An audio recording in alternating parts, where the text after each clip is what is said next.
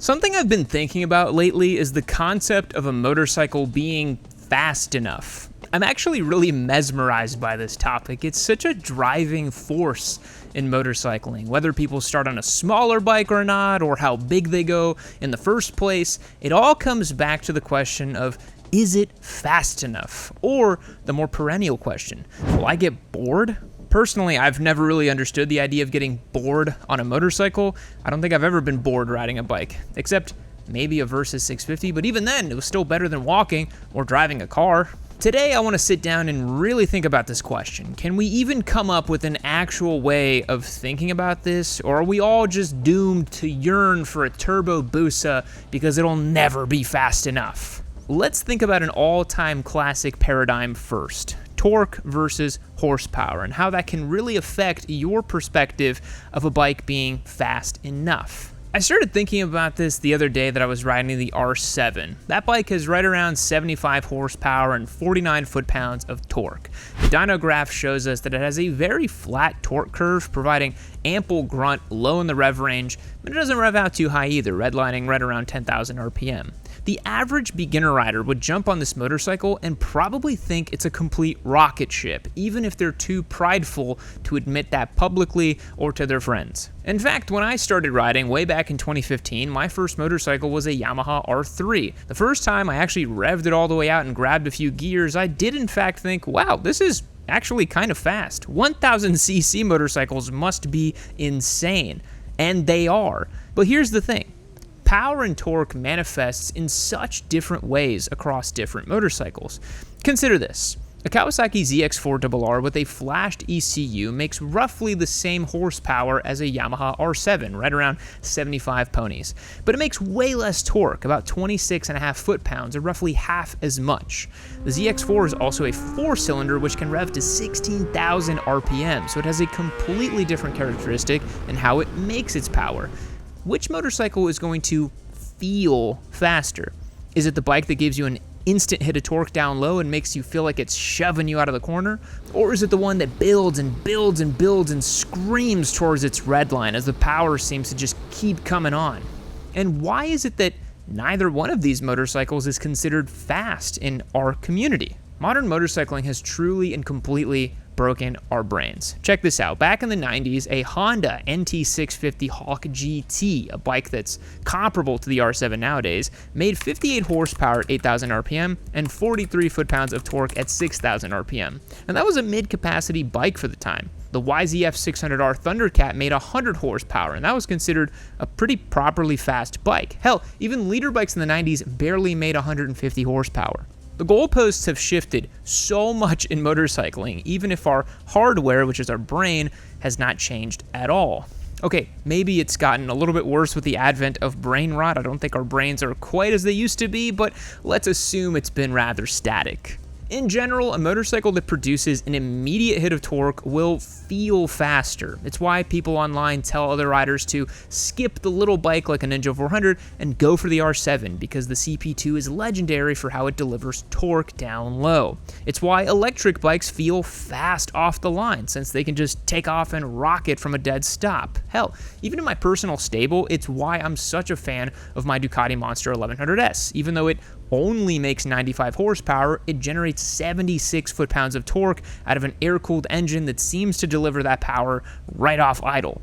But that's really only part of the equation. Riders sometimes get bored of their bikes because it's not fast enough, when in reality, it's the perspective and perception of speed rather than the actual speed. Let me explain. As many of you know, I've gotten the chance to ride a lot of motorcycles. I actually keep a spreadsheet where I log the different bikes I've owned, borrowed, and ridden. The total number as of the recording of this video stands at 211 different motorcycles across 13 different countries. Not bad for 11 years of riding experience. And one thing that stands out to me is how different motorcycles can feel.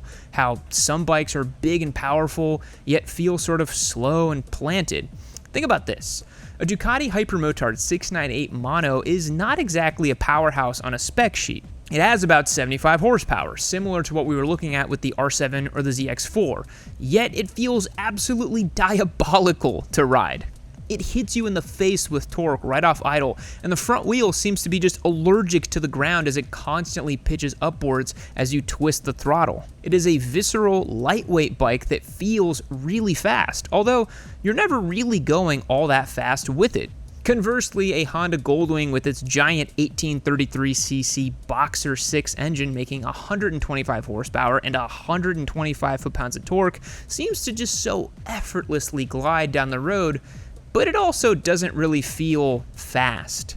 The windshield, fairings, and weight of the bike hides the visceral feeling of speed, making the bike sometimes feel not fast enough. In general, the lighter the weight, the less the fairings, the faster a bike feels. It's why a first-generation Yamaha MT-09 feels so damn rowdy and way faster than the claimed horsepower would suggest. Gearing also comes into play with this. If a bike has a snappier gearbox with more aggressive acceleration and tighter cogs, it usually feels faster, and it also comes down to sprocket sizing too.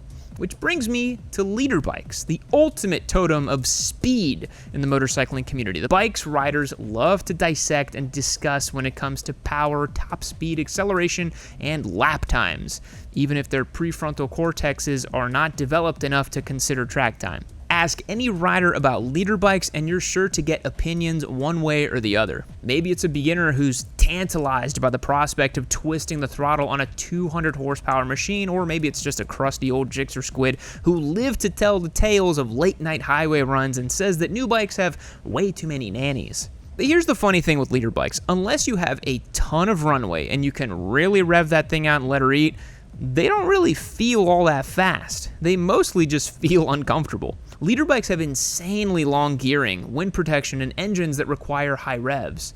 Around town, an MT-09 or a street trip or another middleweight naked probably feels faster. Hell, I think a supermoto feels faster at lower speeds.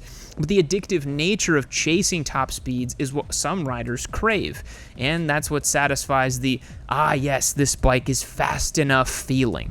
As a side note, the R7 you've seen in today's video is the latest bike up for grabs on my website, yammynoob.co. I've given away 72 motorcycles over the last 7 years on this channel, which is almost unthinkable. I remember when I did my very first giveaway, the humble little 919 Hornet, I had no clue if it would even work out, and I just hoped it would break even. This channel has grown so much, we've gotten to do so many cool things with motorcycles, and it's all thanks to our community on yammynoob.co. Without their support, there's no way I'd have the opportunity to ride and give away so many bikes. So here's how it works.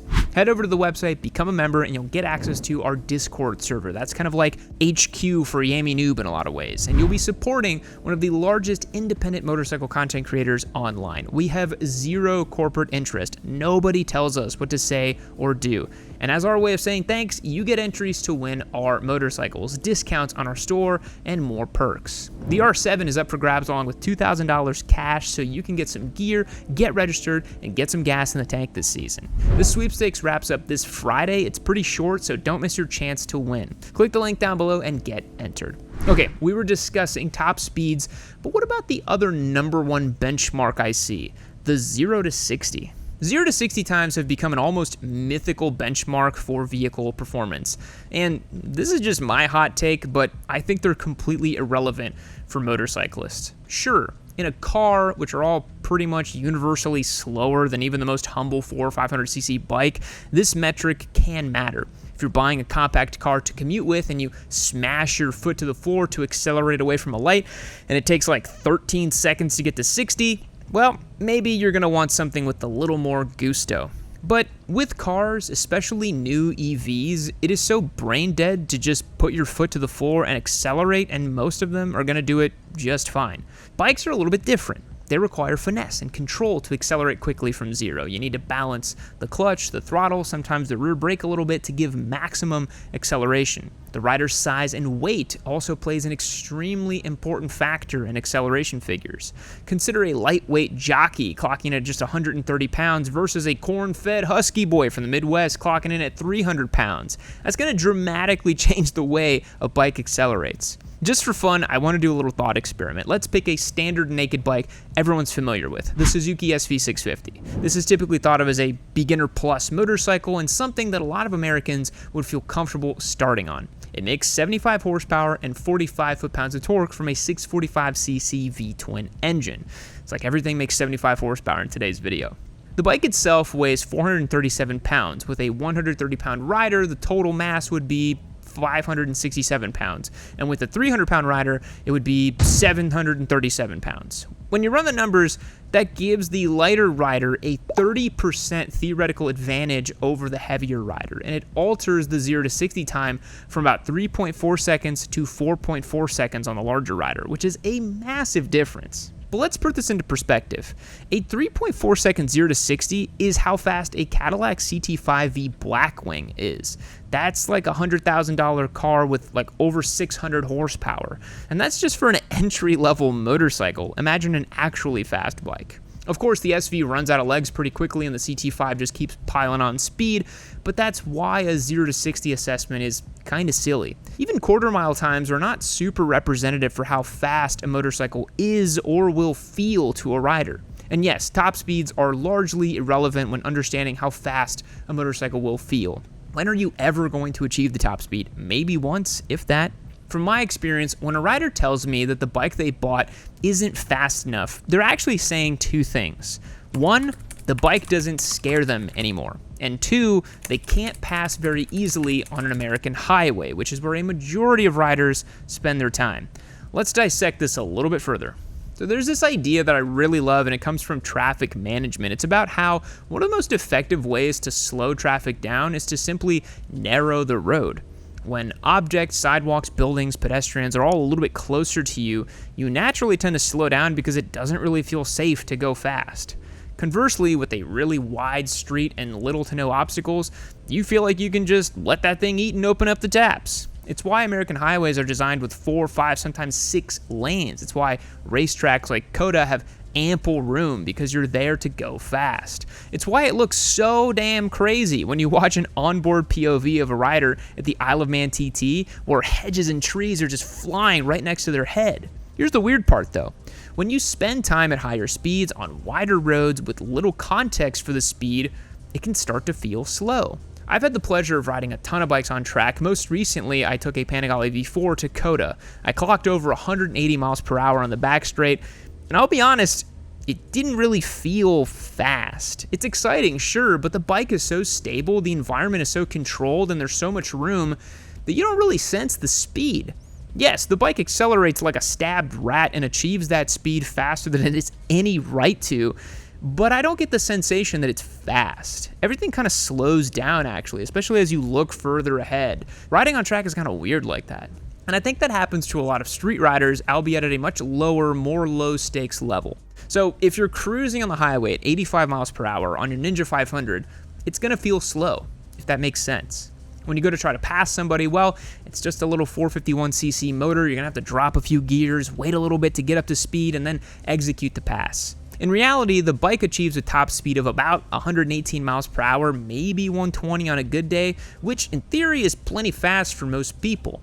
The problem is, at 85 or 90 miles per hour, you're already pretty close to the theoretical maximum the bike can achieve, which makes it feel a little lethargic, like it's kind of running out of air. Having a really high performance ceiling can make you feel like the bike is way faster than it really is because you know you've got the power if you need it.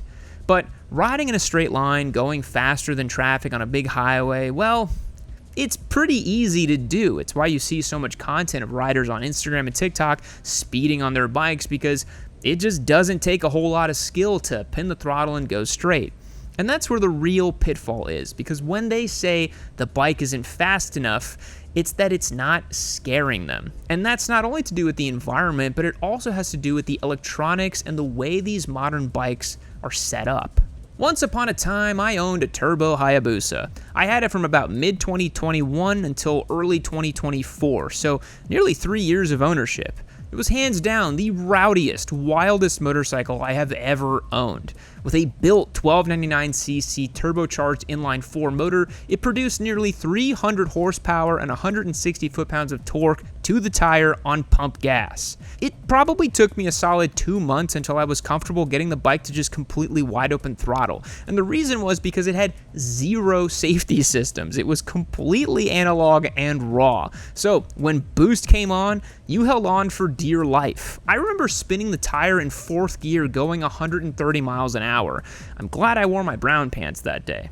When I talk about respecting the machine, the Turbo Hayabusa really put me in the dojo for learning to respect a bike's power. I really think had I been a less experienced rider or simply a younger man, I have little doubt that the Turbo Busa would have yeeted me into a new existence. Hell, it tried to do that quite a few times when I wasn't filming. With no ABS, no traction control, literally nothing, it was truly God's chariot. Contrast that with these new age leader bikes, the S1000RR for example, the squid bike du jour. I've sampled several varieties of these bikes on road and track. Pinning the throttle wide open is so sanitized. It might as well be like riding a scooter. You have auto blippers, quick shifters, you just pin it open and just bah. It's really not that exciting. The computer figures out everything for you. Power's manicured and delivered in a super predictable way because that's how you achieve fast lap times. Ducati's V4R, for example, only unleashes its jaw-dropping 243 horsepower in 5th and 6th gear above a certain RPM. It's actually kind of cool. You can feel it hit like a turbo boost button when you finally get to that tippy top of the rev range. Riding an old school analog motorcycle is always going to feel faster because the hit to the power is simply more direct. The more removed you are from the engine, the power delivery, all of that, the less intense it will feel and the more easy it becomes. It's the same reason I picked up my Ducati Monster 1100S. It's not really fast, but it just feels really fast and kind of dangerous. So much so that when I first got it, I thought something might be wrong with it. Turns out I just forgot how good analog bikes are. People ride motorcycles for all sorts of reasons, but without a doubt, one of the main reasons that we love motorcycles is the adrenaline rush. Swinging a leg over a properly fast motorcycle and opening up the throttle a little bit, it's never going to get old. And for some riders, it will never be fast enough. I think I used to be that sort of rider, always chasing a bigger thrill, ultimately leading me to own my own Turbo Busa and eventually an H2.